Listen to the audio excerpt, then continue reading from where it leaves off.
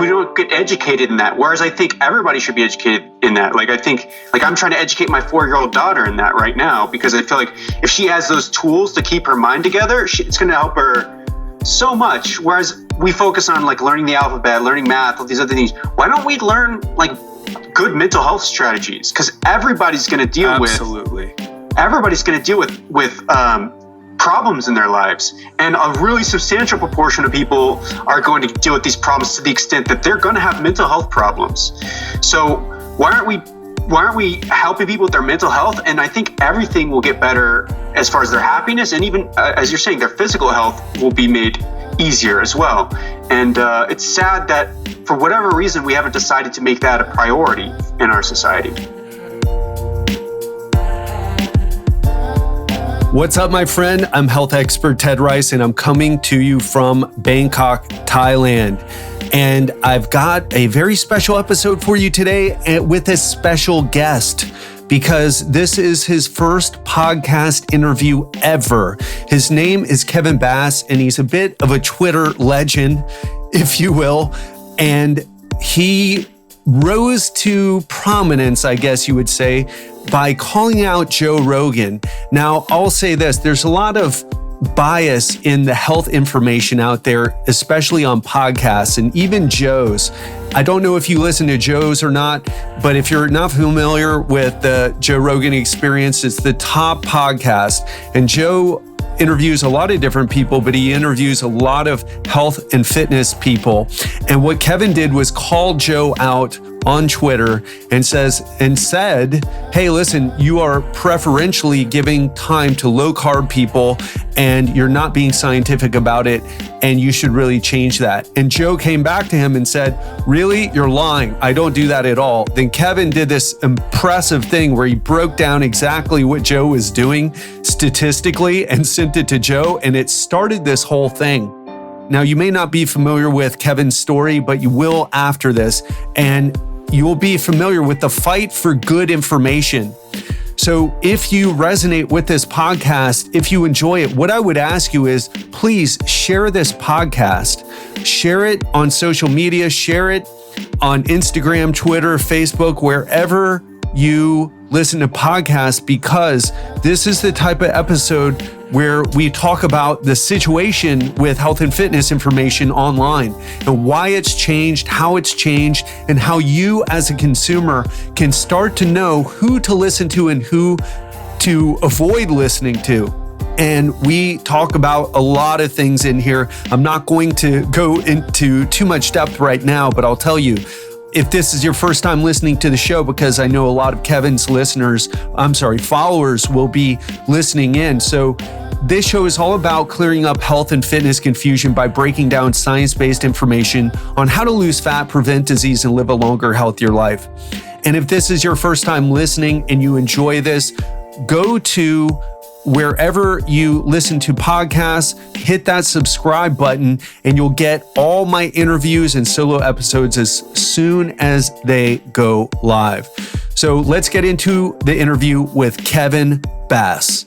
Kevin Bass, welcome to the Legendary Life Podcast, man. Really excited to have the Twitter legend, which we'll talk about in a little bit. So thanks so much for doing this. Thanks so much for having me, Ted. Just to give people some context for the people who are listening who don't know who you are, you and I, we met through Twitter. You started this whole thing with Joe Rogan.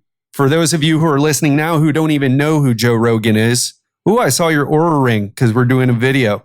I've got rocking mine, So anyway, you started this thing, you called Joe Rogan out, who, by the way, again, if you don't know who Joe Rogan is, because you're super busy, not paying attention to podcasts, he's the number one podcaster, has these 3-hour-long podcasts, and you called him out, even though he is not a nutrition guy, he has a lot of health and nutrition people on, and you called him out because he preferentially has low carb people on his show, extolling the benefits of low carb. You did this amazing thing where you went and PhD style. We'll talk about, your academic background in a second, but you just you did statistics on when he talked about who he had on, who promoted low carb, and all these other details. And it was clear that what you were calling him out on was you were right about it, right? Objectively, and you used data to prove it. And since then, it's kind of blown things up for you. And in fact, you've done, I just want to point this out. I'm sure you're aware, but since this is the first time we're talking, you are the reason that guys like Lane Norton, BioLane, for love him or hate him, he does represent someone who is more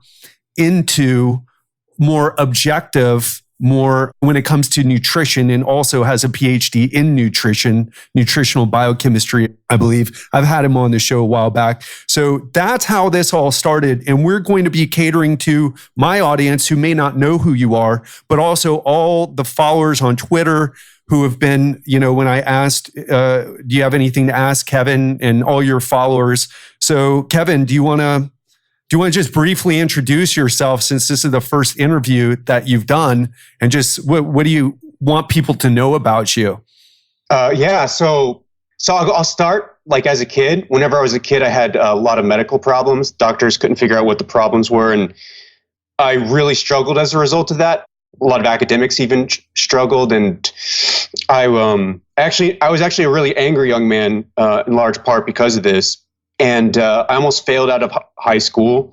I failed chemistry twice. The second time, the reason that I passed and actually graduated instead of had to repeat a year was my teacher. And during my final quiz, I didn't really know what I was doing, but I did my best. And then I brought it up to her, and she looked at it for maybe 2 or 3 seconds, and she said, "This is fantastic, great job." And then she wrote 100 on it without possibly knowing whether or not I certainly didn't get 100. So that teacher allowed me to graduate. Then I got my stuff together. Things got a little bit better right after high school. And I also realized I really had to get things together or else I would end up on a path that I wasn't going to be happy with. So went to a community college, got a 4.0, did well in the SAT, and got really lucky. I just applied to a school that my friends were going to. I didn't really know much about colleges or what good colleges were or anything like that. So I applied to a school that a bunch of my friends went to. I did that, and then I got in. I think everybody was surprised. I was surprised. I went off to University of Texas at Austin.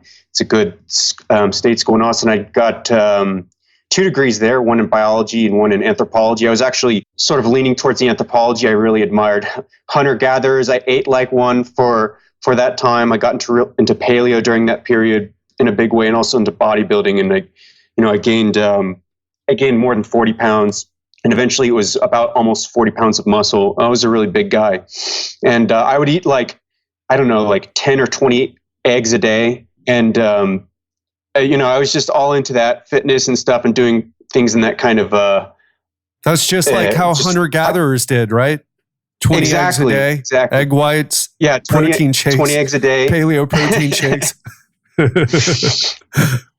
Yeah, and then after undergrad, I still wasn't sure what I wanted to do. I wasn't too excited about medicine, partly because of the experiences I had younger. I was very negative about medicine. I thought that it was just a way for pharmaceutical companies and doctors and academics to make profits while everybody else was sick, because the underlying reasons that people are sick have nothing to do with, a lack of medicine. It's because of lifestyle. So why don't we just change these big lifestyle things? And the people who don't care about changing these big lifestyle things and just want to symptom manage, they're just trying to make profits, and at the expense of everybody else, at the expense of actually dealing with the real problem. So that was my thinking. And there's some half truth to that, but there's also truth from the other side as well. But so I spent about 6 years in biomedical research and actually a year in anthropology. And then I decided, well, you know what? Medicine's not perfect, but it's one way to help people in small, tiny ways. And my attitude was sort of changing, because obviously I realized I wasn't going to usher in a revolution that made everything okay for everybody. So then I decided, okay, maybe if I can help people in the small ways, day by day, piece by piece, maybe that could be somewhat fulfilling, even though it wasn't what I necessarily wanted. And I didn't, I thought would be best for everybody or whatever. So I applied to medical school. I was still even negative pretty negative about it and like very ambivalent about it while I was doing the interview process. But anyway, I got into a school again in Texas. Then actually over the course of the first year, I really started to understand why medicine really was helpful for people. So even though lifestyle issues are underlying a lot of this, genetics are also a small part as well.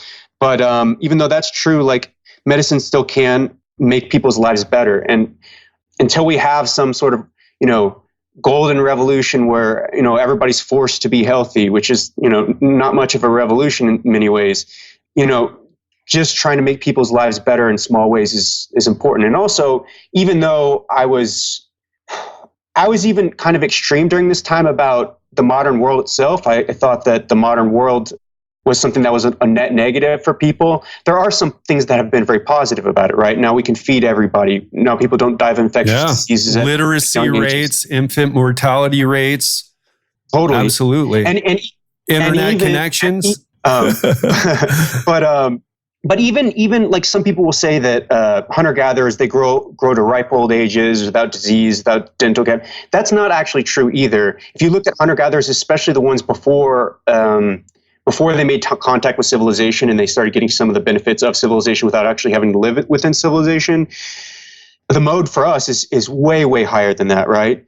So our life expectancy is way longer. So even though we do get diabetes, we get heart disease, all these other things, it wasn't awesome for them either. They were dealing with infections and with like bone degeneration, with parasites and all those other kinds of things that caused them to die earlier. And actually the inflammation from their constant infectious disease exposure caused them to age faster, which we don't have to deal with.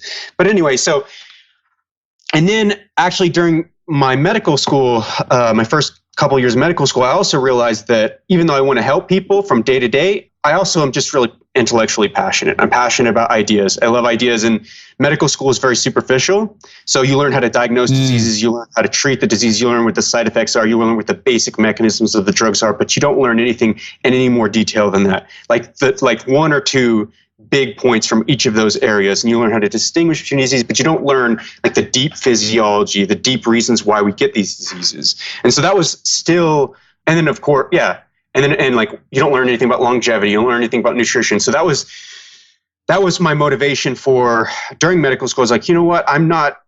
And then I was also told by people who were my upperclassmen, the people who were in the clinical years, they're like, Kevin, don't worry about all that preclinical stuff. It's way too much detail for what you need in medicine. I was like, wait a second. Like this isn't detailed enough. Right. That's everything. Right. So that's the whole thing right there.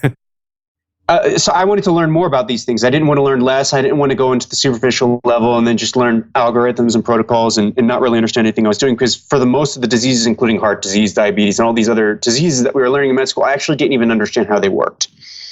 Like why do those diseases happen? Okay, we know that the blood sugar goes up. We know that the insulin, I don't even know if we learned about insulin resistance, honestly. I just know that we have this pill that increases insulin sensitivity, allows the blood sugar to go down. And then we know the side effects. That's literally all we learned. And then we only spent like just a couple days. Take some metformin, right? Exactly. Take some just metformin. Give them the metformin. And then, totally. And then we have to learn basically you have to learn everything in medicine, not just the things that are most common. So even though we deal with like diabetes, heart disease, dementia and all that stuff, even those are the most common diseases that we're dealing with from a day-to-day basis, we actually have to learn okay, what is this rare infectious parasite from Africa? What are the symptoms that you get from this? What is this rare lysosomal disease that almost nobody's ever going to see? So we actually only spend like a few weeks total on the major diseases in like the first years of med school. And so that really bothered me, and I wanted to go deeper. So I decided to apply internally for the PhD program. I got in after I did a master's actually after my second year because I wanted to see if I could do research. And then I did well, and then they let me into the PhD program, and then I've been doing that for the last couple of years. And now I study the ketogenic diet in the context of cancer, and then some of the mechanisms by which the ketogenic might work or might not work. So I think that's a pretty good overview of my. Oh, and then you want to talk about, the Rogan thing. I've been pretty critical of a lot of there's a lot of people who push a lot of pseudoscience on Twitter. And I've been pretty critical about that. One of the things I So one of the things that really got me into the longevity space, and especially like sort of the molecular biology of longevity, and we can talk about some of that later, and also it has to do with my project, was watching Joe Rogan interview Rhonda Patrick. Some of those interviews are amazing, and that's what actually really got me like really passionate about science. I was really into science and learning about how diseases worked, but hearing those interviews on Joe Rogan's show is what really like opened up so many new avenues and ways of thinking about how we could use modern biomedical science, even like the hardcore, really detailed molecular biology to help with these diseases. So I've been a follower of and watching Joe stuff forever, like ever since for like 3 or 4 years. And so I was really familiar with all the health people he had on. I was really familiar with basically a lot of the criticisms about those people because it's overwhelmingly biased in favor of low carb. He likes to trash carbs. That's what's hot right now. The marketing behind it is strong. And especially the water loss that people experience at the beginning. They're like, wow, I lost so much water and glycogen. This is awesome. But you're not losing fat. But anything that gets the scale to go down, really like people think it's magic. Yeah, we can get into that. Please continue though. Well, I mean, I would just add is that also you're just excluding all of the really nasty stuff that causes people to gain weight in the first place, like the heavily processed foods, the hyperpalatable foods like candy bars, pastries, baked goods, all that stuff.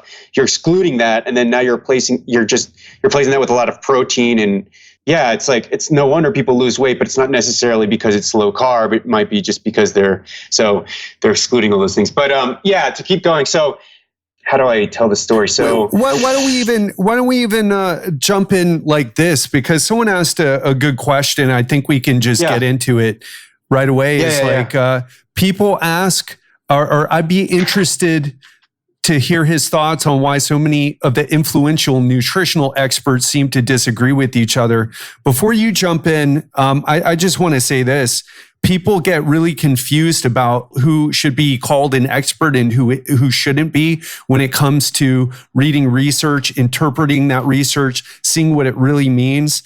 And a lot of the people that are followed are great at marketing because we're in a situation now. I got into a discussion on Instagram the other day and because I was talking about calories and energy balance, and someone, quote unquote, I'm using air quotes right now for those of you not watching the video, but trying to school me by saying, well, listen, and I don't want to name names, but they named a few people off, and I'm like, yeah, I follow those 2 people, those 3 people you mentioned too. You want to know why? Because they're great at marketing. They're great business people. One of them has an MBA from Wharton's.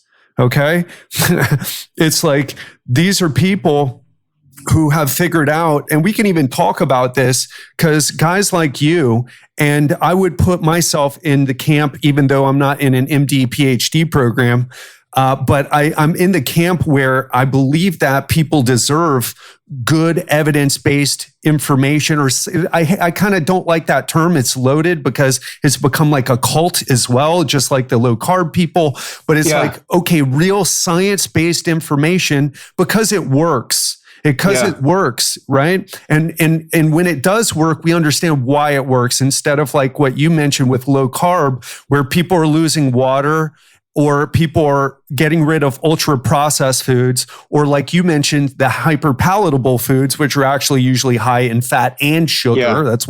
That's what makes them hyper palatable in the first place. But they're like, oh, I stopped eating ice cream, which, if you look on a Haagen-Dazs container, it's mostly fat by caloric, by percentage calorie wise, but they stopped eating that stuff. And then they raised protein, like you mentioned too. Yeah. And all of a sudden, the thermic effect of the eating more protein, and all these other things are at play, but no, it was the low carb. And then people promote these people, and man, it makes money. And I feel like there's got to be a way of getting the truth out there and putting it into proper context in a way that is putting forth what we know. I'll call it the truth, but of course, science is always evolving. New studies are always coming out and there's many nuances, but, understanding that truth so that we can get better results and don't have to argue so much and fall into religious tribalism.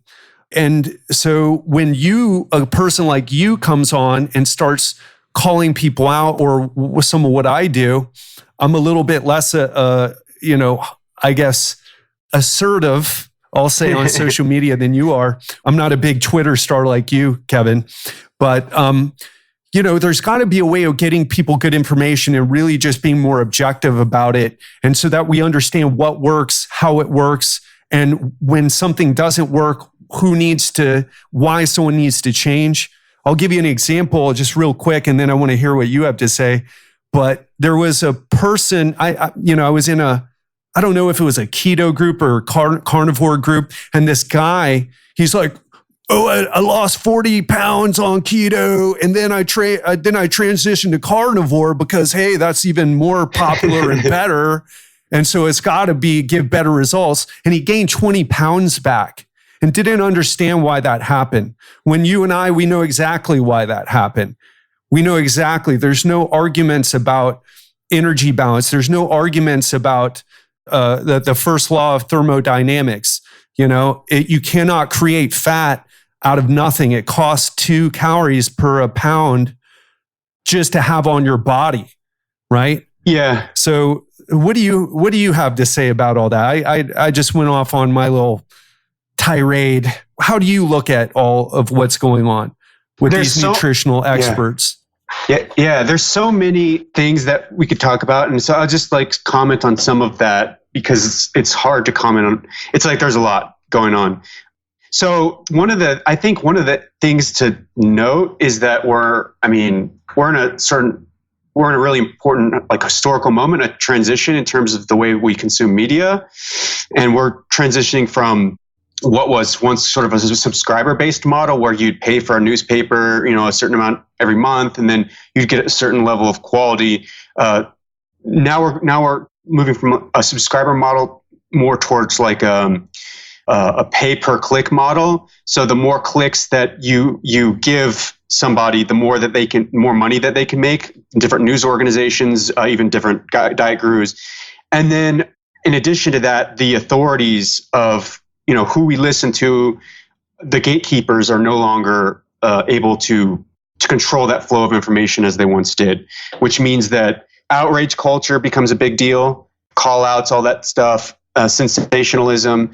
I would even say extreme diets are part of this, right? The more sensational and extreme and sort of countercultural, the more attention you're going to get. And the more that the social media algorithms are going to reward you and promote your stuff. So the more engagement you get, the more visible your tweets are going to be made by Twitter or by Facebook, in the case of posts in that case.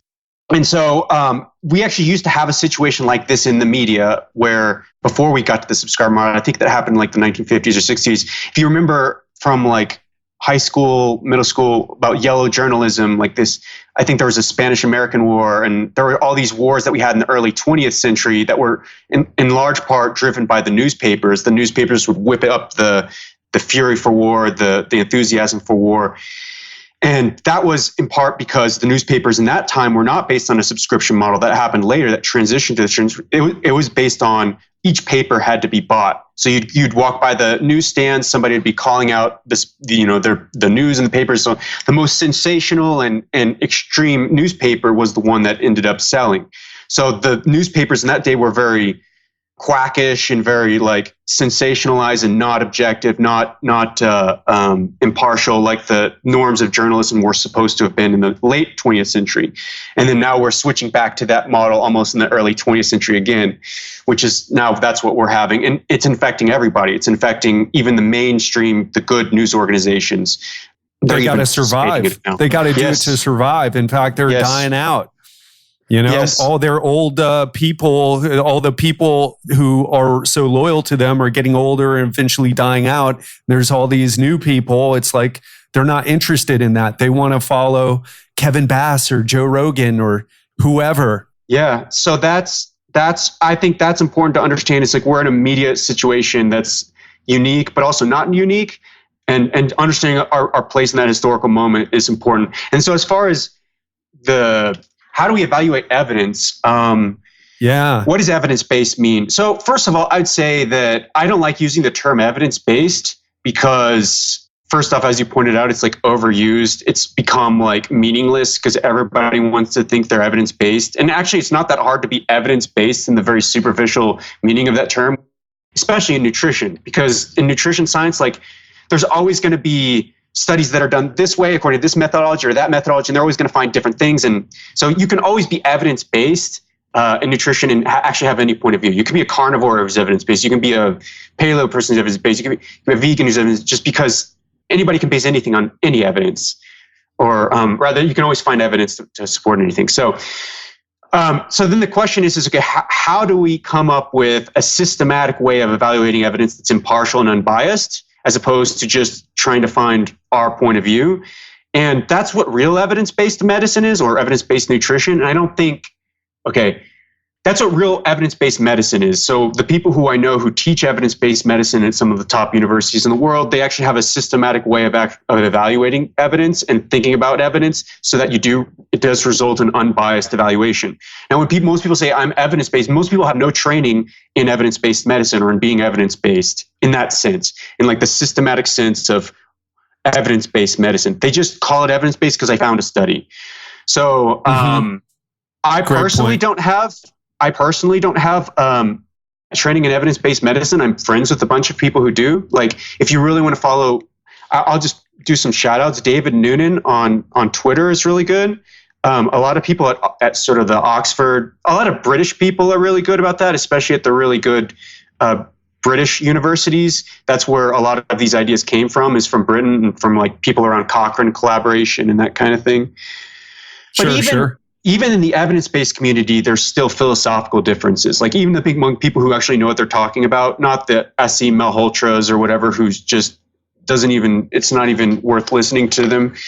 But even among the people who are serious about evidence-based medicine, they have philosophical differences. So there is a question about what being evidence-based means, and we need to talk about, I think the main thing we need to be talking about in this nutrition space is, how do I go about evaluating the evidence in an unbiased and systematic way? And I think that's work that I would like to do to communicate how that's done. That's a fixation of mine, a real big interest of mine. And I can't answer that question right now, but you need to define it ahead of time before you actually start looking at the evidence and not change the way you think about it based upon what you find. And I think basically almost nobody does that except people who are rigorously trained in this. So the other thing is incentives. The incentives right now are to overplay things. And if you're like selling a diet or you're selling workshops, you're selling whatever you're selling, if you can be as sensational as possible, and then it's easier to sell things. So even if the people who believe in these sensational things, like even if they actually believe in them, these people are actually going to rise to the top of the social media hierarchy because simply for the fact that they're the most sensational. And then there's no incentive for people like you or me, or especially really serious and sober academics, to call these people out. They're not selling anything. They're not going to gain anything monetarily from any of that. They might help themselves a little bit, and they're like, other people might read their papers, but they might not actually. They might actually, by arguing with idiots, they might actually make themselves look worse and pull their own. It's what happened to Stefan Guillenet a little bit when he was on Joe Rogan and talked with, what's his name? Gary Taubes. Yeah. A lot of people commented on Stefan's demeanor instead of what he was saying, and it's kind of this like primate politics sort of situation where, a lot of our evolutionary wiring and how our brains work, like, I like that guy, it's kind of that type of, yes, I like that guy. He really told that guy, that type of attitude. And it's just like, well, you may not like him. Like some people don't like you. I remember someone who listened to my podcast was like, why are you retweeting his stuff? I don't like his attitude. It's like, well, I don't know him. Obviously you're a good dude. We've been talking for a little bit before we even hopped on and, started doing this. And he was critical of some of the way you were criticizing. So he was criticizing the way you were criticizing. I forget exactly what it was, but we're in this situation where it's like, also, I think people need to be a little bit cooler with, like when I said when I mentioned about all the people who study marketing, because that's what I found myself in a situation. Like I was really good at what I was doing. Nobody cares. Why? Because the way I communicate, I wasn't communicating in a way that was getting people's attention in a way that caused them to eventually hire me. And so the reverse of that is that we're in this situation where like a lot of people like you and me, we're not focused on studying marketing. We're focused on studying the stuff that actually helps people. And then now we stumble and bumble through communicating it on Twitter, on a medium like Twitter or Instagram. It's a little easier, I think, having conversations like this, but even it can be hard on a conversation. Some people might listen to this and take away something completely different than what we wanted them to, right? Yeah. And it's because you're not an expert. This is the first interview that you've ever done, right? Now, and I think it's important that if you're developing awareness, I'm like, okay, well, why do you like that person? Just because they seem badass, or like Gary Taubes really told Stefan. Like I've interviewed Stefan 3 times. The dude is brilliant, whether you love him, hate him, whatever. And Gary Taubes is, I guess you would call him a good journalist, but that's about as far as it goes, and a good promoter of his work, but that's as far as it goes. Do you have any follow-up on that, or any perspective you want to share? Yes, I think that certainly the marketing is a big thing, and I think it's done intentionally. I think they say extreme things and ridiculous things on purpose, and even I find myself at times falling into the trap of being one-sided. I try not to be, and that's the other thing about Twitter, though. It's like in one tweet you can't explain like everything you mean, and sometimes what people really want to retweet, they don't want to retweet these long threads. They want to retweet the one sort of one-sided tweet. And so there's an incentive even for us to try to play that game. I've done that in the past. I think I do that less now, and I am trying to do that. Like in order to play the social media game, you have to, and if you want to be big or whatever, you have to, well, there's different ways, but if you want to do the Twitter thing, and you want to do it from Twitter, you have to be sort of exaggerated. And that's I think a basic problem with the medium itself. And I was joking about banning Twitter earlier, but honestly, this medium is toxic. And the way that the algorithms are done, or the way that the platform runs, I would argue needs to be modified to be more healthy for people. But it's a hard discussion to have, because then you could start saying, well, what needs to be modified and what needs to be regulated? Like, do we need to start regulating supermarkets? And then we get into this whole, like, what is the role of the government in deciding these things? And I think actually that's a really good discussion to have. But I do know that Twitter is quite toxic, and it promotes toxicity. And I will talk a little bit about Gary Taubes. He's an amazing storyteller. If you read his book, Good Calories, Bad Calories, not only is he an amazing storyteller, he's an amazing rhetorician, and he's also an amazing, like, he also clearly has an amazing mind. I don't think he's scientific. Right, he's not a dumb guy. Right.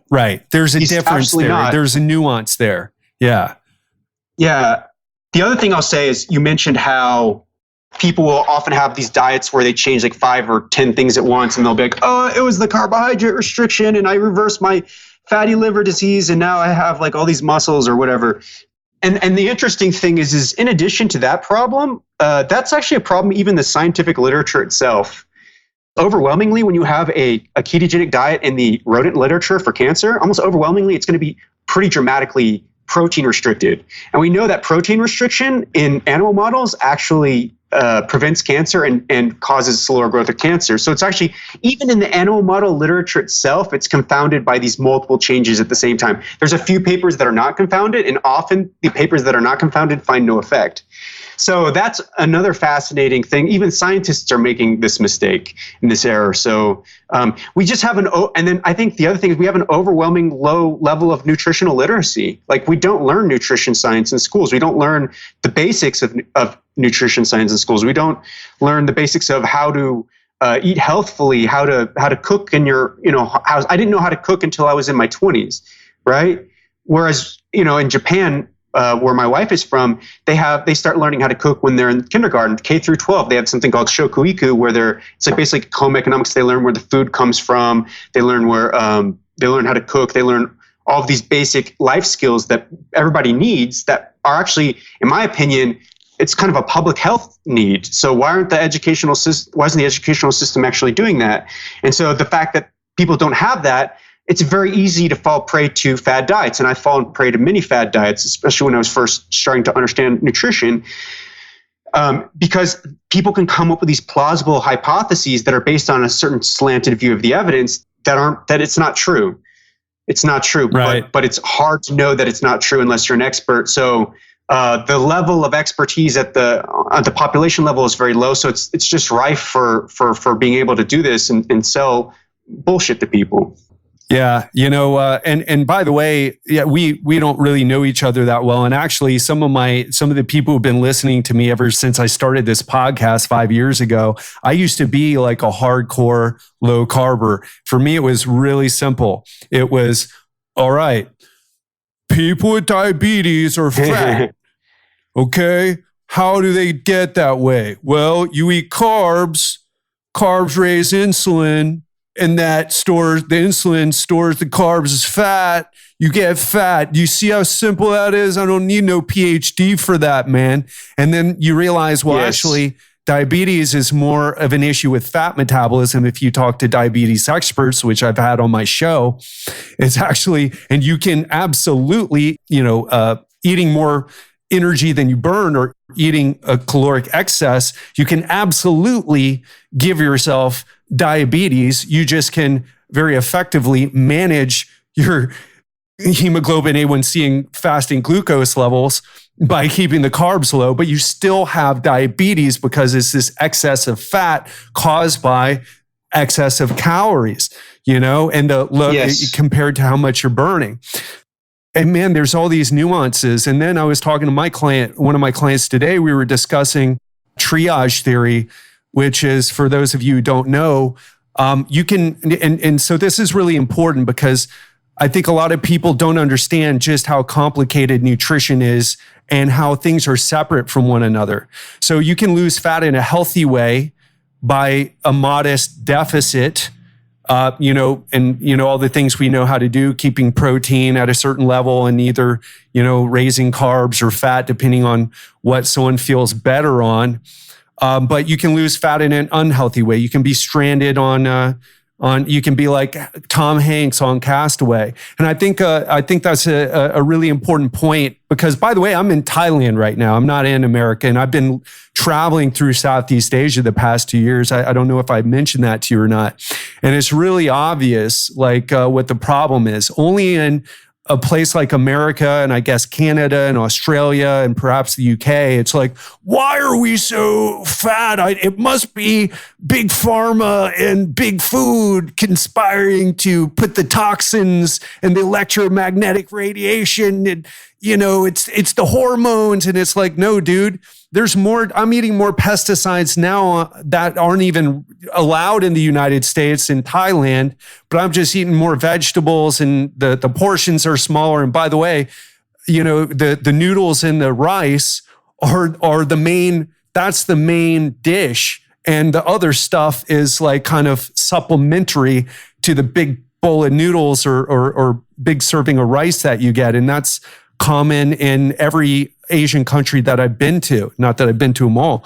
So it's like people don't know all these different things and how fat loss is separate from maybe gut health, or fat loss is separate from suboptimal micronutrient status. Like if you're familiar with triage theory from Bruce Ames, Rhonda Patrick's mentor.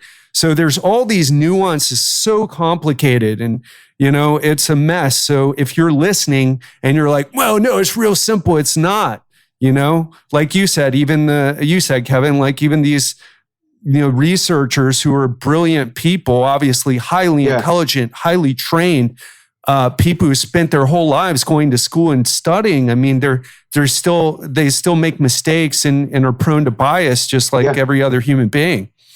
Yeah. Yeah. That was one of the things that broke me out of thinking low carb, just like you were talking about, low carb was the only way to be healthy and people needed to eat fewer carbs, et cetera, et cetera. It's like, I got married to a woman from Japan, and then I started spending time in Japan, and then I saw like everybody was eating carbs, but the obesity rate is much, much lower over there. And so it's very frustrating actually, knowing what we know. And it's almost like we see it, it's like very clear, and it's like not even that complicated, that it's obvious that it's not just carbs, but it's like other people just don't have that knowledge and or those experiences and can't wrap their mind around it. Like if you say like something like, oh, for example, Nassim Nicholas Taleb, the guy who wrote Black Swan, he's like, he's this really big guy. Yes, exactly. Yeah. So he, like, when you mention this to him, he'll be like, oh, the reason for that is genetics. Like, it's just they can handle more carbs, And right, yeah. It's incredible. It's incredible because this has been no wonder I haven't read any of his books, by the way. Yeah. No wonder I haven't read any of his books. Don't. He's crazy. He's insane. I'm sure he's brilliant in his own way, but he has the sort of Tim Noakes sort of, I don't know. I'm talking a lot of shit on your podcast, but that's just, well, you can delete it if you want to. So, but he has this sort of Tim Noakes mentality of, I'm super intelligent. I've been super successful in my life. Every new thing that I'm going to talk about, it's going to be gold, just like everything else was. It's almost like he feels he doesn't need to critically think about things anymore. It's a really weird thing that happens to these old guys. He's self-validated, Kevin. It's crazy. He just looks in the mirror and says, you are right. Exactly. Sorry, man. So he says, so you'll get people who say these kinds of things, but it's like, but we know that's not true. We know that people who are diabetic on a higher carb diet can actually lose weight and then reverse their diabetes. We know that people have been eating lots of carbs for thousands of years. So it's very frustrating because the more that I understand, the more I almost want to sort of back out of the whole nutrition science communication space, just because it's so silly. It's not based on evidence, and pretty much everything I try, and this is a lot of people who are my friends as well feel this way as well. Pretty much all we keep saying it, nothing ever changes. So as far as I'm concerned, like, we need fundamental cultural and institutional change in order to make these changes. We can do small things in the meantime. We can, release podcasts, do these videos, et cetera, showing that it's about weight loss. And by the way, the whole idea that weight loss is important for type 2 diabetes, it's the main driver of type 2 diabetes remission and of onset. Of course, on a genetic background, you need the genetic background as well, or the genetic background helps, certainly. But you mean the polygenic obesity? Yeah. So some people are just going to have lower rates of, and not even that. I mean, we don't even know it necessarily. If it's necessarily genetic, it could also be epigenetic. So you could inherit it like directly from through their lifestyle practices that can then cause you to have a worse insulin sensitivity. But basically, you can have like half the rate of glucose oxidation if you're an offspring of somebody who had diabetes without having diabetes yourself, and that puts you at risk. And so whenever you start gaining that weight, you're going to more quickly get diabetes than somebody else who doesn't have that defect. And that's a well-documented defect. So that's mainstream science. Like, there's nobody as far as I am aware, there's nobody within the mainstream of diabetes research who contests the basic ideas of the twin cycles hypothesis, which is of type 2 diabetes. And so we have to go online and we have to hear so many different people with all these alternative ideas that have nothing to do with the science, and there's very little way for the population to understand that's not real science, even though it sounds plausible. The last thing I'll say is there's another vein of thinking that these sensationalizers are really finding a place in, a way to mine that. And that is, I think there's a lot of resentment towards elites right now. Look at the election. Look at the election of Donald Trump. Look at Bernie Sanders, and I think that's a lot that fuels this as well. There's distrust of elites. There's thinking that elites are corrupt. They're trying to take advantage of people, and then so that the rhetoric of extreme diet proponents takes advantage of these resentments that exist, and so that's something else that also fundamentally needs to be dealt with if we're going to deal with rampant misinformation. And the more that we start having these kinds of problems where, I don't know, we could talk about it, but for a long time, but economic inequality, if it keeps getting worse and worse, we're going to have more of these issues in America. I mean, if you look at Japan, for example, one thing that they have is they have this homogeneous diet culture that is healthful, but they also have a relatively homogeneous socioeconomic situation where it's very different for us, where there's a very wide variety of different living situations that people find themselves in. So that might also impair the ability of people to be healthy in that way. I know, and I'm starting to ramble as well, Ted. So no, you're making great points here because, I get a little bit rambly too. Maybe that's why it doesn't bother me, but you're trying to explain the nuances in the state that we find ourselves in and why it's so hard to figure things out. Why can't we just rely on, like you said, we're back in the 20s or whatever, where toxins, gut dysbiosis is the reason why we're fat. It's not calories. It's not even carbs. And it's like, oh, I've read gut health. Maybe that's what it is. And we're in this situation. And like you mentioned, the inequality, it's something I'm very passionate about. And I don't know how, I have not been to Japan, but I'll tell you, I've been to Vietnam, I've been to Malaysia, I've been to Thailand, I've been to Hong Kong, I've been to Indonesia. And you start to see like the inequality, it's huge. And it's, it's something that especially in America, we feel like or at least there's groups of people who feel so oppressed, but, we're in a situation where we find ourselves we're able to criticize the powers that be, because in a lot of countries you can't do that. Like the one that I'm in right now. And like you said, the gatekeepers are gone. Everybody's online. Everybody has an opinion. And there is a lot of resentment. And it's, I would even argue at a deeper, more fundamental and less left brain situation, we're all more stressed. We're all more sleep deprived. We're all more, than we used to be, just generally speaking. And it's got our amygdalas hijacked, man, and then we have this thing on Twitter. I mean, you know how it is, especially you, the bigger the following, people say things on Twitter, it gets triggered, you get angry, and you're like, I don't even know this person, or maybe even what they're actually trying to say. And we're not living our lives in reality. We're living them online. We're the most disconnected, disembodied. People who've ever existed ever. And, we're trying to find some way of making ourselves happy. And sometimes people are happy when they're being unhappy and arguing on, Twitter for the ketogenic diet or for whatever. Because it makes people feel crazy righteous, situation.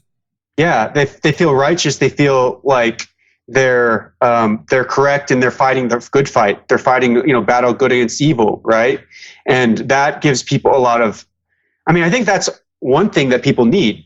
People need to feel like they're making the world better and doing the right thing. And sometimes something that can really mobilize people is having an enemy. And that's, it's a kind of a dark side of human nature. And I think Twitter really exploits that. So sure, absolutely. Social media in general. And then we just we just get hooked into it, People and we get leave hooked into comments. these battles. People retweet or comment on things that they're pissed off about. How many people just come out of nowhere and then leave a negative comment? It's like, who even are you? We've never had any conversation. You've been following me, and then you didn't even put it in context and say, you know what? Hey, listen, man, really appreciate most of what you do, but on this, I kind of disagree. Do you mind explaining further what you mean by it? No, it's just they come out of the blue and then leave negative comments. And I'll tell you something, Kevin. I have a coaching program, one-on-one coaching program, group coaching program, and I get people in it by telling them I'm going to help them lose fat, get them in shape, and do all these other things, and I do all that. But the thing that I focus on the most is the psychology, and or if you want to put it in more colloquial terms, the mindset, because we're spending so much time on, I'm a big fan of Brene Brown's work, in that she talks about how we're all turning to these numbing types of behaviors instead of stepping up in our lives. And for you, a guy like you, you're stepping up, man. You're getting your PhD, you're getting your MD PhD, you're on to big things. It'll be amazing to see what you end up doing. For me, I've got my business running. My clients get great results. They get, they not just lose fat and get in great shape, but I work with them to step up in their lives so they don't transition. What I've found is a lot of people, they go from, and probably a lot of people who are really arguing about diets go like this. They're unhealthy and they're indulging their unhappiness in unhealthy ways. They're trying to manage their unhappiness in unhealthy ways, overeating, eating hyperpalatable foods that, all the stuff that we know, spending too much time online, and then they transition it and start eating better. And then all of a sudden it's like, it's just, they didn't solve the underlying issue, right? Because there are plenty of people who overexercise or eat too extreme and develop eating disorders. We know that from the dietitians. I think you shared a paper on Twitter talking about dietitians and their eating disorders. I think that was you, right? Yeah. And figure competitors and their eating disorders. And it's like, we've got to stop bouncing from one extreme to the other and fix the fucking psychological issues that we're all struggling with. Yeah. That's what I've noticed. I've recently started doing nutritional counseling as well. It's in the mind and it's in the psychology. That's where the issue is. I would say 90% of it is. And then once you can deal with that, then sort of managing all these different aspects of your life, the things that you have to discipline yourself, all that other stuff becomes so much easier because you're not dealing with this roller coaster and this that's pushing you and pulling you in these different directions. You're trying to compensate and in response to emotional turmoil, and then you can just make rational decisions. Yeah, so totally, 100%, I agree. People need to get their mind straight. That's really hard for a lot of people, though. They don't know what to do. Yeah, it's hard for you. I've got a story too, man. My mother died when I was 14. My brother was kidnapped and murdered. I mean, everyone has their own story. And we all, no matter if it's a divorce or what you went through that made you so angry or what I went through that made me angry, or, we all gotta, deal with that stuff so that we stop shitting all over each other in healthy social ways, right? media. Yeah, we got to deal with it in healthy ways, right? But I feel like our culture doesn't teach us how to deal with that in healthy ways. It doesn't.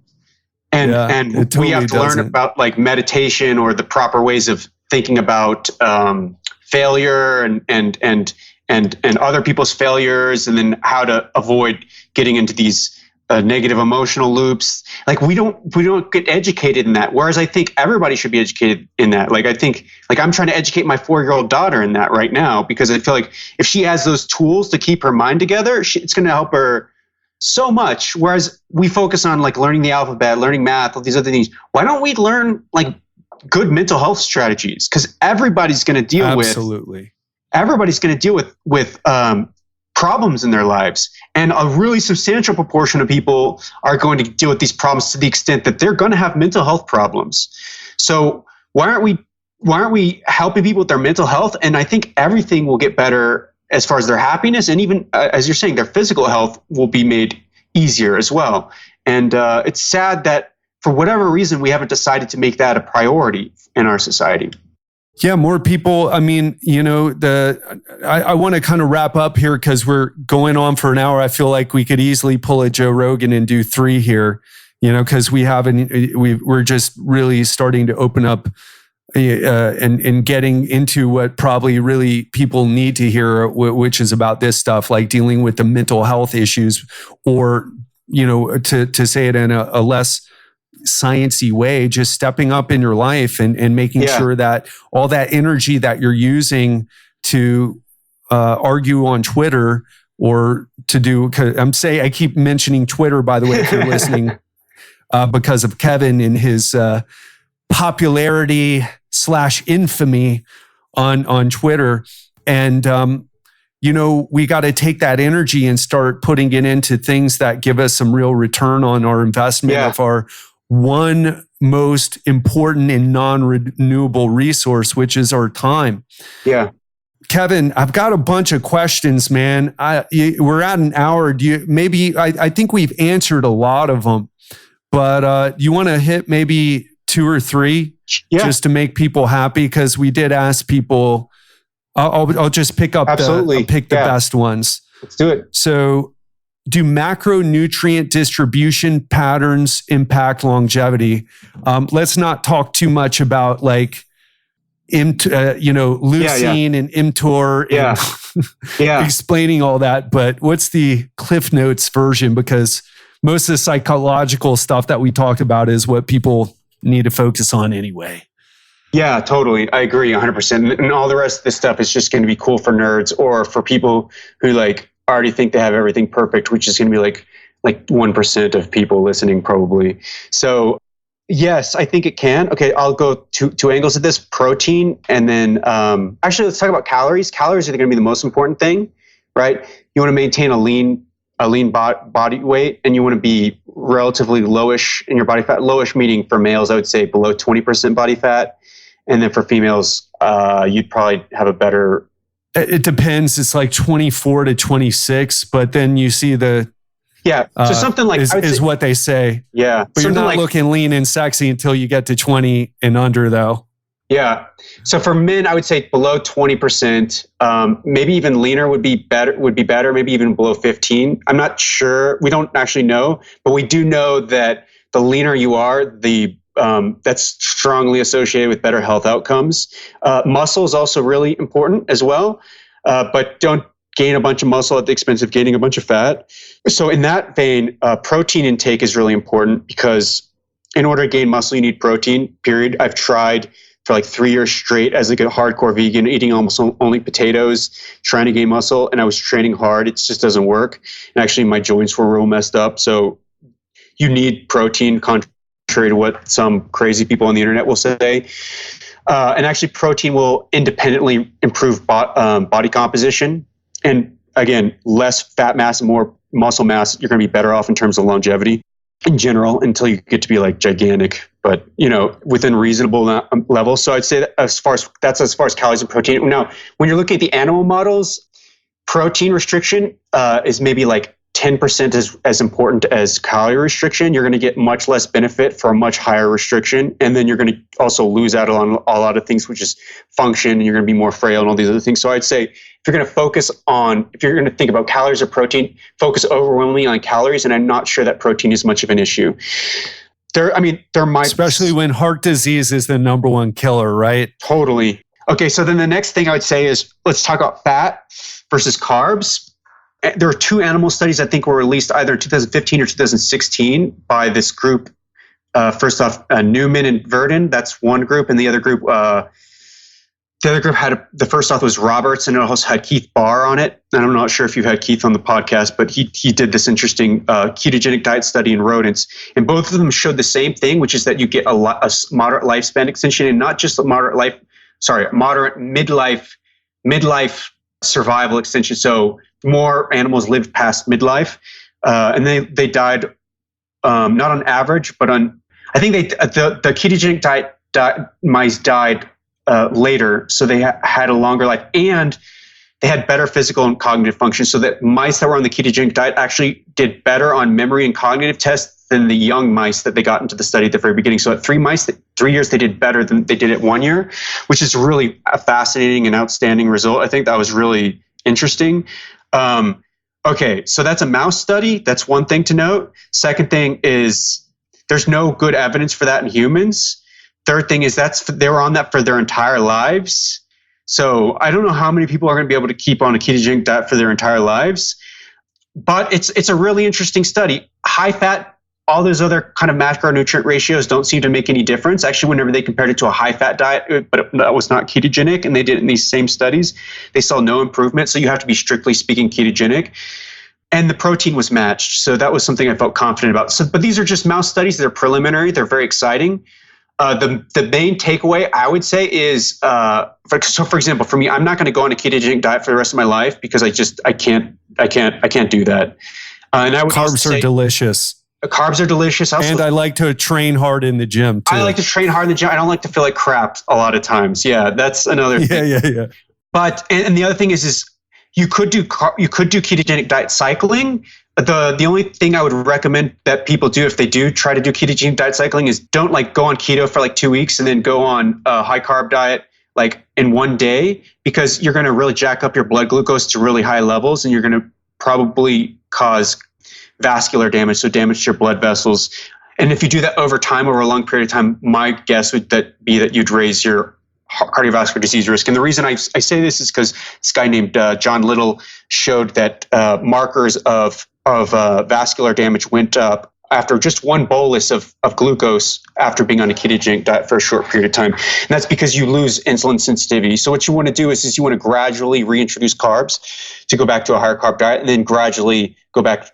You could probably quickly go back to a ketogenic diet, but in the transition from a ketogenic diet to a high carb diet, you want to be very gradual to reduce the chance of really high blood glucose levels and blood vessel damage. So that's long answer, but that was good, man. Yeah.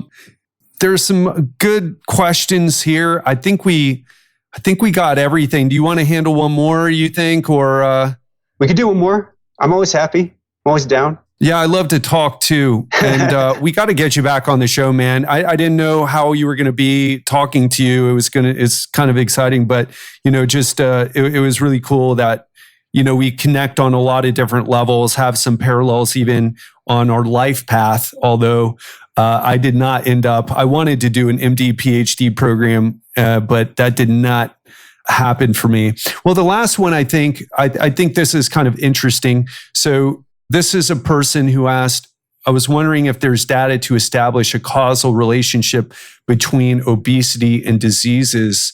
And you already kind of answered that. Although if you want to expound on it a bit more, happy to indulge this person. But then she said also thoughts on fat shaming and tips how to shut it up. That might be kind of an interesting one to end on. This person is probably like health as soon as someone says that, I'm thinking health at every size. Yes. Right? Which is misconstrued to mean that you can be healthy no matter what size you are, which is untrue. I mean, at least by, all the best evidence, to use that word again, all the best scientific studies and what we know about human health, but you can engage in healthy behaviors. Do you want to talk about whether there's more of a causal or correlational relationship between excess body fat and diseases? Okay, well, this is actually something I wanted to talk about. I forgot to talk about near the very beginning. Is for humans, it's really, really difficult to establish causal relationships in the domain of health, and the reason is very simple: is we can't take a human from birth and put them in a cage and then feed them or do one thing to them and then eventually see what the outcome is going to be and then compare it to other kids. Right. You can't do that. So what we have to do in nutrition and health sciences, we have to indirectly they do it in China though, I think. They do? I probably shouldn't say that. No, I'm kidding. If they do, sign me up. I'm just kidding too. So no, I mean, I need some subjects. I would like to be involved in this research. I'm just kidding. No, but seriously, Chinese government, I'm here. Yeah, I know, right? We're just kidding, Chinese government. Please don't flag this podcast when we tweet it out. Please, I still want to come and see the Great Wall. Please don't ban me. So, so we have to indirectly test a lot of these hypotheses, especially in terms of longevity. Like we can easily look at drug interventions that have an effect that's pretty quick, but in terms of like these things that take place over a really long period of time, it's much more difficult to directly test these things.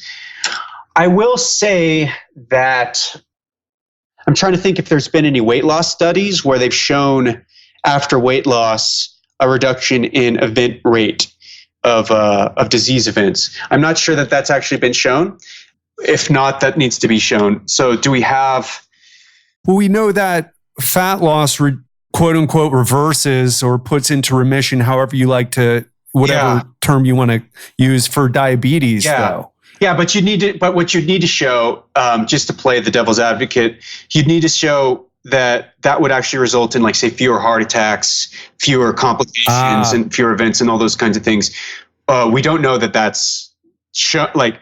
I would assume that would be the case, and I would be shocked if that data doesn't exist. But I don't have it off the top of my head, that data. That person, I'll go ahead and find them a study and tweet it out to them, because I saw that their response on Twitter. I'll go ahead and find a couple studies for them showing stuff like that. But off the top of my head, I can't think of anything. Usually most of the time it's like for type 1 diabetics, they've shown if they control blood glucose better, then they get fewer cardiovascular complications. But I don't know for sure if we've ever seen that directly with weight loss. That would be the direct test, right? So, yeah. I don't know if we want to dive into fat shaming. I think we kind of talked about that with the social media, the state of the situation, and should we regulate people who say mean things on Twitter, and specifically to shaming about fat, or what about fit shaming or other types of shame? I mean, shaming people isn't good. I have a kind of an edgy, doesn't motivate them. Yeah, I have a kind of an edgy thing to say about this. And I'm still, just the caveat is I'm still trying to figure this out. So if anybody has any good research or like wants to show me how I'm wrong, I'll be open to it. I'll tweet it out too. So like, I like to tweet out people who show me that I'm wrong. We know from the research that shaming fat people doesn't cause them to become more motivated. Actually, it seems to make things worse. It makes them like have worse inflammatory markers. They binge eat more. The other thing is just like telling them, oh, you need to do this, as opposed to encouraging them. People, actually, there's a correlation between that and getting worse results. Of course, you need to instruct people, but being very enthusiastic and supportive is incredibly important for helping people who want to lose weight. So that said, so stop shaming people, you people seriously who are shaming others. Seriously, it doesn't work. That said, though, what I'm curious about is when we look at this, people who are obese, like almost by definition, it's like fat shaming hasn't worked because we live in a fat shaming society, right? So by definition, it hasn't worked. But the question I would have is, what about the people who are thin? Is like negative attitudes about fatness, has that helped them to maintain their thinness? And I don't know if that's ever been studied. So I would be very cautious. I mean, not cautious. I would never I don't think fat shaming is the right thing to do to anybody. But agreed. The idea that we shouldn't have negative attitudes about fatness, and that, like, would we lose something if we lost those negative attitudes? Would actually more people be fat? And I don't know what the answer is to that. Like, I don't know if anybody's answered that. If somebody could like comment on this and like scream at me, that I'm wrong, it'd be great. But like for me, I don't want to be fat, right? Like, but I guess the question is, I was fat. Yeah, 23% body fat. Yeah. Yeah, I've also been fat before. And 11-ish. Yeah. But I'm not going back. I guess the question, I guess the question would be, for me, is that actually helping me to keep my weight low? Is that a main thing that's helping me, or is it just something I think is helping me? Like, do I just think that that's helping me, or it's actually other things? Does it make sense? So, what specifically, what like the negative attitudes in society about you having a certain body fat percentage, having a higher body fat percentage, you mean? Like, is that negativity helping us stay lean? Like, yeah, because if I Is look that in what the you mirror, were I'm like, asking? oh my God, I'm like, oh my God, I'm so fat. I have to deal with this, you know, like, and I have this negative attitude about it. I have to deal with this. Like that negative attitude plays. That's not a big thing. That's not like something. I'm not like obsessed about it, but it's something that happens every once in a while. I'll like look in the mirror, I'm like shit, you know, like I see, you know, these, you know, whatever. It's not perfect, and so that's something that sometimes motivates me to cut back a little bit. It's certainly something that's in my mind on a somewhat regular basis. I don't know, maybe I'm just like, I'm now painting myself as somebody who's really unhealthy, but I think everybody who's living, I mean, what about you, Ted? Do you have like sometimes negative thoughts about your body composition? You're like, oh, I need it. Because I feel like there's a body composition you have and there's also an ideal body composition. And then you're constantly evaluating yourself in terms of that. At least I am. I'm trying not to do it in an unhealthy way. You know, I don't get to do extreme diets. I don't endorse any sort of extreme diet or binge eating or whatever. And I try to also be forgiving and kind to myself as well. And I think that's also really important, or otherwise I'd drive myself crazy. But I do have these negative attitudes as well. And so I wonder what you think about that. So I had a little bit of a different thing. I felt I had a negative body images, negative body issues. It's like 10:57 over here. So if I stumble over my I'll words, let you go soon. Sorry. that is no. Please, I'm really enjoying our conversation a lot. But I was a thin kid. I grew up in Miami, got bullied, ironically, for most of the time for being a white guy. Right, because it's predominantly Hispanic, and so I wanted to be bigger and stronger and more powerful, and so like I found myself in my mid-30s. I was lean and mean throughout my 20s. I got a brown belt in Brazilian Jiu-Jitsu, did a bunch of competitions, but I still felt like I'm not walking around with that brown belt on, so nobody knows, nobody cares. Right. So I want to get bigger. And so I got fat. I got muscle fat because I didn't know what I was doing. Right. That's the term I use for like the guys who they're filling out their shirts. They look big and strong. And I was actually, strong, decently strong. But the body fat percentage, when I finally measured it, was 22 or 23%. I can't remember. And I thought I was like doing great and I didn't think there was a problem. And then one of my friends from jiu-jitsu, we have a good, back and forth with each other. He was like, oh, hey man, you doing some cardio? Cause, you're looking like Captain Back Fat right now. And I'm like, what are you talking about? So that's what kind of, my negative body images actually led me to get bigger at any sort of cost. My feelings of like, oh, I need to be bigger and, need more respect and everything. And I'm pretty lean right now. I was up at 210 at that point. Now I'm, I think 185 now. Their scales aren't so many scales available in Southeast Asia. They've got an obesity epidemic, but that, when they call it that, you're like, well, but everybody's thin here, because it's so vastly, it's so much smaller of an epidemic here than it is in, most Western industrialized countries. But so that's kind of where I came from. But I will say this, man, I think we're so harsh with each other right now, right? We all need to find a way to say, hey, listen, being fat doesn't make you a bad person. In fact, maybe something bad happened to you. Maybe you got super busy and you were putting your kids first. Maybe your wife got hurt and you were taking things over and you were so stressed you started to overeat. That doesn't make you a bad person. That makes you a person who stepped up and did the right thing, but you kind of lost your health in the process. And so we need to we need to acknowledge people for that, but also say, hey, listen, but it's not good. It's great that you're overcame, or, we feel bad if you went through something harsh, but at the same time, it's predisposing you to problems. And we need to be honest about that as well. And that's what concerns me about movements like health at every size and at the more extreme parts of that. I love the idea in theory, but the way it's played out, at least through the vocal minority, I think is unhealthy. So I think maybe this will help a little bit so I mentioned that fat people are there. We live in a fat shaming society, and in some ways we're almost, I would say maybe even worse than ever, or at least we were up to like maybe a few years ago. Like we're almost, but yet people are still becoming obese, right? So obviously what fat shaming is not working. Obviously something else that needs to change to deal with this problem. So people who say all we need to do is, people just need to be fat shaming, like Mao, what is that guy's name? Stop being fat. Yeah. Just stop eating. I think that's obviously not going to help. And that's not going to be the solution. So people who think that's the solution, just if we have better norms or whatever, just they don't know what they're talking about. So I think we could say that much for sure.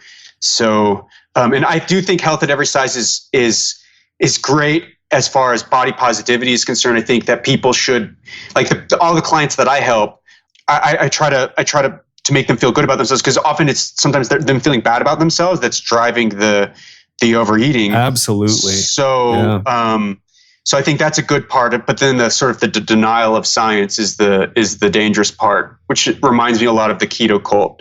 But yeah, so that's love to say that for round 2, man. Can't even talk about keto right now. Oh my goodness. Well, listen, Kevin, we've been at this for a good hour 20 right now. And man, it's just a pleasure to speak with you, and an honor to be the first podcast to have you on. And, we got to do this again. So I know you want to, well, at least you mentioned you want to kind of back off from putting stuff out there, but I would say, please don't. And, please do more of these, because I think we need more people like you. And we need more people. You and I are the types of people who need to be more active. And I think that totally. At the end of the day, we can't be the tugboat who tries to drag all the broken down boats towards the truth. We got to be the lighthouse, man. Just shine brightly. And if people are drunk at the helm and crash into the rocks, well, hey, there's a lighthouse out there, but you got to learn how to find it on your own. I think that's really well said, and a really important perspective that I think people who are in the science communication world should pay close attention to, because we can't carry the world on our shoulders, and personal responsibility is going to be an important thing. We don't live in China, so So yeah, this has been great. I'm going to keep doing stuff. Hopefully I'll have some better and better YouTube videos. I think that's more what I want to transition to in the long term, and less tweets and more videos. And so let's do this again whenever it seems opportune. Awesome. Right. Yeah, would love to do a video interview and put it up. I think that's a really important point. We got to shift mediums so that we can have, to Joe Rogan's credit, he's doing that with the long form interviews where he really takes the time to dive in things. So I'm really looking forward to seeing you on there too, because I know you've been invited. But Kevin, where would you like people to follow you? You got a YouTube channel, you got a Twitter. Do you have a website that you'd like people to go to? Yeah, you can follow me on Twitter at Kevin Bass. So that's Kevin, and then there's another N. So it's like Kevin with 2 N's. And then Bass, Bass. And then you can also follow me at my blog, which actually has all my content. I'm going to put all my videos up there pretty soon. Is just Nutritional Revolution. That's Nutritional, AL, Revolution.org. O-R-G. And my YouTube channel, I'm still working on it. So it's still in its nascent phases. So, if you guys stumble across it, that's good. But I'm not going to shout it out to all my... Still working on that. So go try my website and try my Twitter channel or Twitter feed, and ask me any questions you want. If you have any questions about this episode or complaints, or if you want to report me somewhere, you can try on through Twitter, and I'll respond. Best thing to do is to follow me before you ask any questions, because I actually filter out all the tweets of anybody who doesn't follow me, just because I don't have the time to answer everybody. So if you want to follow me and complain, and then you want to unfollow me, that would be good too. Cool. We'll have all of that in the show notes for this episode. Kevin Bass, thanks so much, man. Just an absolute pleasure connecting with you and looking forward to doing it again soon. Thanks, Ted. I know that was a bit of a long show. I hope you learned a lot. I hope you listened to the whole thing. And I hope you have a better understanding of the fight that's going on out there with people like myself who are trying to promote good science-based information. And hey, listen, I'm not saying I'm right all the time. I'm not saying everybody who I have on the show is right all the time, but we're doing our best. Instead of giving into the marketing and just saying, well, who cares what is best? Let's just do whatever gets people to click through, to follow us, to listen to our podcast, to buy our products. And if you appreciate that, then again, share this episode. That is the highest compliment that you can pay to me as a person who's trying to do the right thing here. And I'll tell you, I'd be more successful if I did what everyone else did. And just fed you whatever I thought you would buy, so that you would click and buy and listen and download. And if you appreciate that, I would appreciate you stepping up and showing me that you appreciate it by taking some action and sharing this episode. So for those of you who have been listening for a while, I'll tell you, I'm opening up my group coaching program.